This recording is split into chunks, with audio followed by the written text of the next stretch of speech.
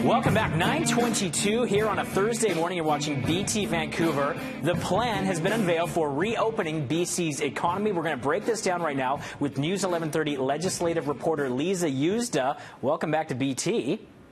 Pleasure to be here. Okay, let's first of all, broadly, before we get into the parks reopening in some areas for the long weekend, let's talk about John Horgan and some of the things he mentioned this week in terms of reopening British Columbia. Well, he's talking about, they've set the date of the 19th of May, which is Tuesday, for reopening phase 2. That has come with some confusion and some frustration because although they're saying it's time to reopen, there are a lot of areas, specifically medical services, that are really looking for more details, more guidance that their colleges need before they can actually do the reopening. They need guidelines of what PPE they need. So there were some questions asked of John Horgan yesterday saying, where are these guidelines? He says they're working on it. They're coming as quickly as they can, and that most places have, he said, most of the information they need to make an educated guess to make the preparations they need. Right. But there are some concerns about that. But starting Tuesday, places can open. He's very clear that just because they've set this date of May 19 as when things may open up again, it doesn't mean they're going to. He says it's not like flicking a switch that all of a sudden everything's going to be open and we're back to what we were like before. We're not, he says, back to normal. We're not going to be there for a long, long time. This is just the beginning of the reopening of some businesses. Some will take weeks or months to get there. Okay, and with the long weekend approaching, many people are going to want to get outside. We will see some provincial parks opening. Greg Harper's at Golden Ears today, and there was a line of cars to get in. Can you give us some details on the situation with parks? Well, yes, there's been a lot of people who have been chomping at the bit to get back in their provincial parks. So, yes, they are open today for day trips. The province saying at some point in the future they will allow overnights, but that time is not now.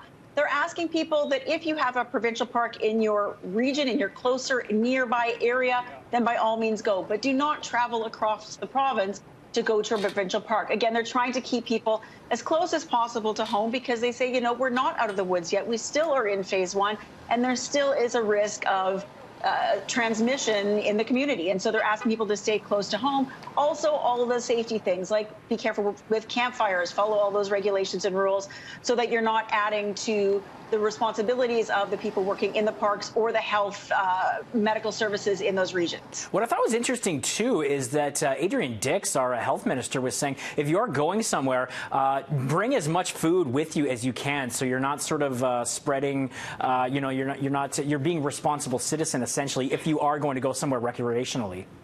Yeah, so that you're not stopping at stores. Stop at the store in your neighborhood where you, or where you pick it up normally and do that. Don't stop, like, you know, here on the island, there's people who go to souk, and there's one family I know that does that, but they make sure that they stop here. They do all their groceries here. They don't stop for gas. They have enough gas.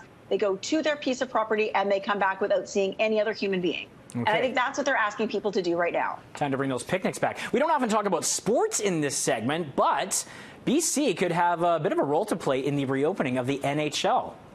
Oh, I think a lot of people have pinned their hopes on this.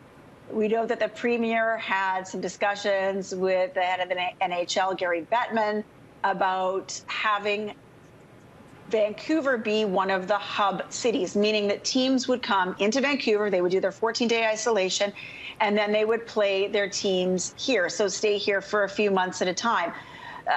Provincial Health Officer Bonnie Henry has said, you know, she's open to this idea, but of course they have to meet all the safety guidelines that are set out for everyone else so that there's not transmission, so that there's, you know, distance, and if not distance, then there is barriers. So I don't know. I mean, hockey players wear helmets, they wear masks.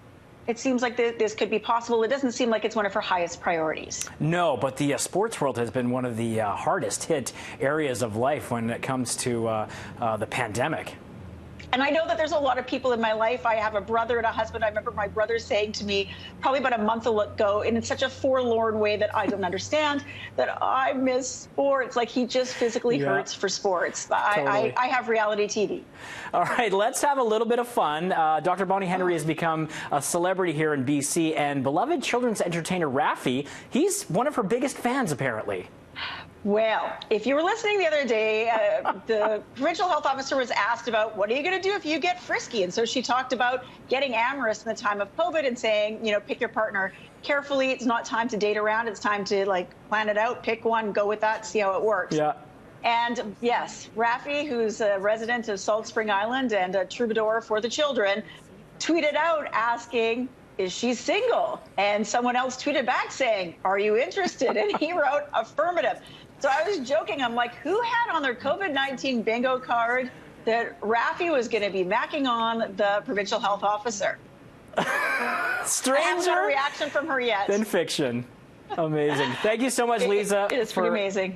For giving us all the information. We'll get it up online for all of our viewers and for your listeners. Have a great day, Thor. All right, you take care. That's Liza Yuzda in Victoria, News 1130's legislative reporter, and we'll be back with more news.